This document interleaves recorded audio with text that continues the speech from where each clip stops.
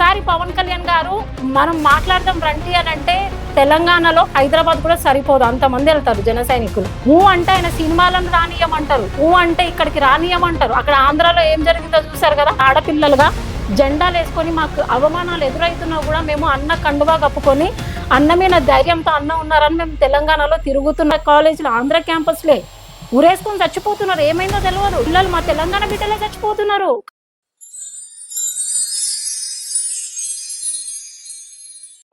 నా పేరు శ్రీవల్లి, మహబూబ్నగర్ జిల్లా జనసేన పార్టీ మహిళా నాయకురాల్ని. గత 15 రోజుల నుంచి పవన్ కళ్యాణ్ గారు ఏమైతే తెలంగాణలో సభ పెడతా అన్నప్పటి నుంచి ఇక్కడ తెలంగాణలో ఎంత రచ్చ స్టార్ట్ అయిందో అందరూ తెలంగాణ ప్రజలందరూ చూస్తున్నారు. కొందరు మాత్రమే కొందరిని ఉద్దేశించి అంటున్న వాళ్ళు ప్రాంతీయ విభేదాలను విపరీతంగా రెచ్చగొడుతుండ్రు. కారణం పవన్ కళ్యాణ్ గారు. పవన్ కళ్యాణ్ గారు వస్తే వాళ్ళకు ఎంత మైనస్ అవుతుందో వాళ్ళకి తెలుసు కాబట్టి అట్లా చేసి, కానీ పవన్ కళ్యాణ్ గారిని వ్యక్తిగతంగా దూషించి వ్యక్తిగతంగా మాట్లాడే హక్కు ఎవరికి లేదు. ఎందుకంటే పవన్ కళ్యాణ్ గారు ఇప్పుడు ఆంధ్రప్రదేశ్ డిప్యూటీ సీఎం, కనీసం డిప్యూటీ సీఎం అన్న గౌరవం కూడా లేకుండా ఒక ఆమె వచ్చి తమ్ముడు అంటది, ఇంకొక ఆయన వచ్చి ఏం రా అంటాడు. అసలు ఏమనుకుంటున్నారు మీరు పవన్ కళ్యాణ్ గురించి అడిగితే ఇక్కడ జన సైనికులు ఎవరు లేరని. అసలు తెలంగాణలోనే పవన్ కళ్యాణ్ అభిమానులు చాలా మంది ఉన్నారు. వాళ్ళకి సంస్కారం లేదని చెప్పేసి మనం అంత హీనంగా దిగజారొద్దు, మాట్లాడకండి బాబు అని పవన్ కళ్యాణ్ మమ్మల్ని రిక్వెస్ట్ చేసి ఆపుతున్నారు. జనసేనలో ఉన్న నాయకులు మొత్తం మధ్యతరగతి వాళ్ళే, పైసలు లేకున్నా కూడా బస్ ఛార్జీలు పెట్టుకొని పోయి కూడా ఇక్కడ మన మహబూబ్నగర్ ఇన్ఛార్జ్ రఘు అన్న గారు కానీ, రమేష్ అన్న గారు, సీనియర్ నాయకులు, కోడిగంటి సాయి అన్న, సీనియర్ నాయకులు అందరూ ఒకప్పుడు బస్ ఛార్జీలు పెట్టుకొని అప్పుడు సోషల్ మీడియా లేనప్పటి నుంచి కేవలం పవన్ కళ్యాణ్ గారి జెండా, పవన్ కళ్యాణ్ గారి ఫోన్లు ఇట్లా ఫోటో చూసి సమాజ సేవ చేసిన వాళ్ళు ఉన్నారు. కేవలం ఆయన కోసం మాత్రమే రక్తదానాలు కానీ, ఎక్కడైనా ఇన్సిడెంట్స్ అయితే పోయి అడగడం కానీ, మాట్లాడడం కానీ, వాళ్ళకు కొన్ని బాధిత కుటుంబాలకు అండగా ఇట్లాంటివి చేసే జన సైనికులు చాలా మంది ఉన్నారు, తెలంగాణ వ్యాప్తంగా ఉన్నారు. వాళ్ళని పవన్ కళ్యాణ్ గారే ఆపుతున్నారు. ఒక్కసారి పవన్ కళ్యాణ్ గారు మనం మాట్లాడదాం రండి అని అంటే తెలంగాణలో హైదరాబాద్ కూడా సరిపోదు, అంతమంది వెళ్తారు జన సైనికులు. ఇది ఖచ్చితంగా చెప్తున్నా. పవన్ కళ్యాణ్ గారిని మరోసారి కాంగ్రెస్ నాయకులు కవితక్క కూడా, నేను కవితక్క మీద మహిళా నాయకురాలు అని చెప్పేసి కేసీఆర్ బిడ్డగా ఒక మహిళా నాయకురాలు, ఆమె కూడా ఎన్నో బాధలు ఉంటుంది. ఫ్యామిలీ నుంచి వచ్చింది. సరే రాజకీయంలో అన్నాక నిందలు కూడా పడితే అవన్నీ ఎదుర్కొని వచ్చింది. అతను కూడా నేను తిరిగిన ఒక రిపోర్టర్ గా తెలంగాణ సమస్యలు అక్కకి కూడా చేరవేసిన చెప్పిన.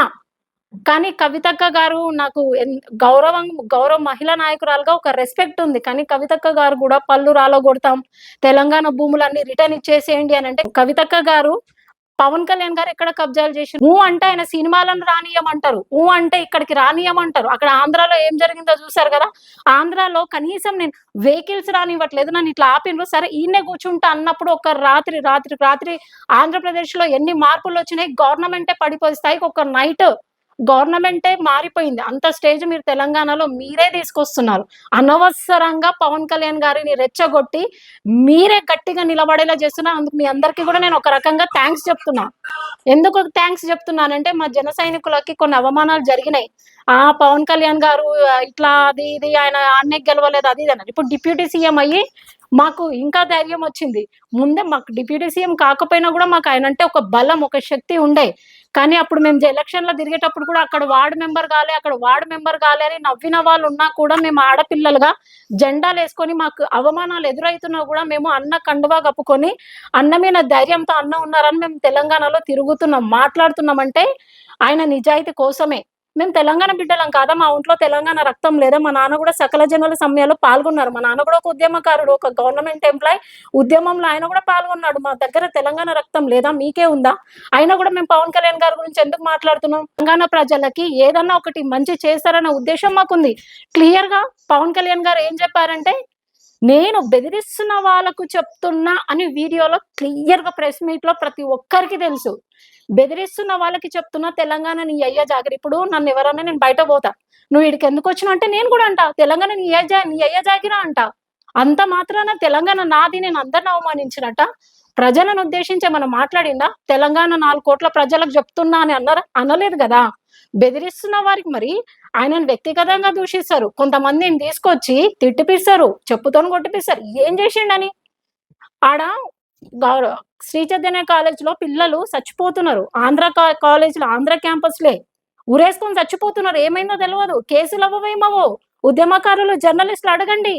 మీరు ఆంధ్ర వాళ్ళు గదా! పిల్లలు మా తెలంగాణ బిడ్డలే చచ్చిపోతున్నారు. కాలేజీలలో అడగండి పోయి శాత గాదు. ఎందుకంటే అక్కడ మీకేం రావు.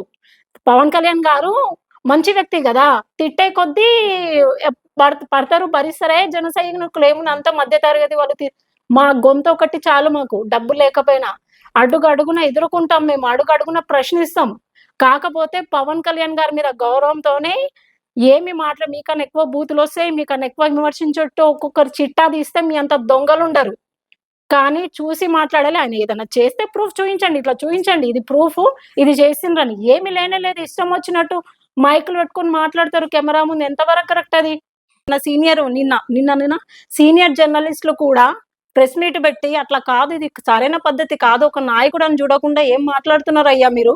పవన్ కళ్యాణ్ గారు తెలంగాణ గురించి ఎప్పుడు వ్యతిరేకం చేశారని కూడా మాట్లాడిండు.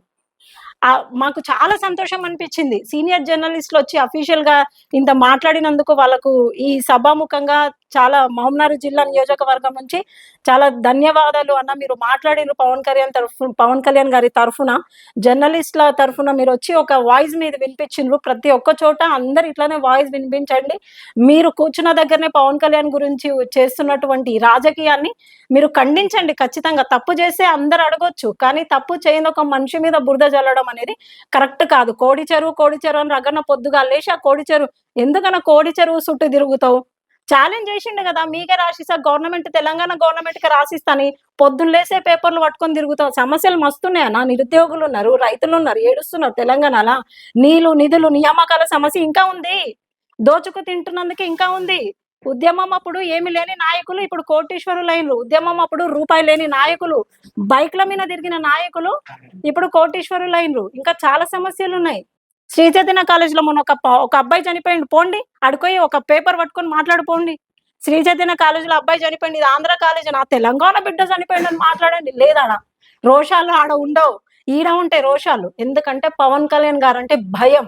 భయం పుట్టించే నాయకుడు. కాబట్టి మీకు భయం. ఎందుకంటే తిననివ్వరు. అన్యాయాలు, అక్రమాలు జరగవు.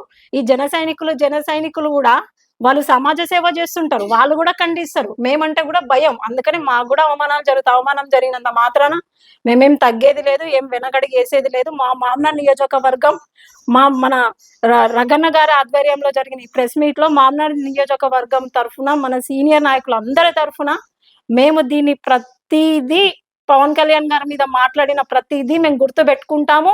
దీన్ని ఖచ్చితంగా ఖండిస్తున్నాం. ఇట్లాంటివి మానుకుంటే చాలా చాలా బావుంటది. ఈ అవకాశం ఇచ్చినందుకు మన సీనియర్ నాయకులు రగన్న గారికి, మామ్నార్ నియోజకవర్గం పెద్దలందరికీ థాంక్ యూ సో మచ్. జై తెలంగాణ, జై జనసేన.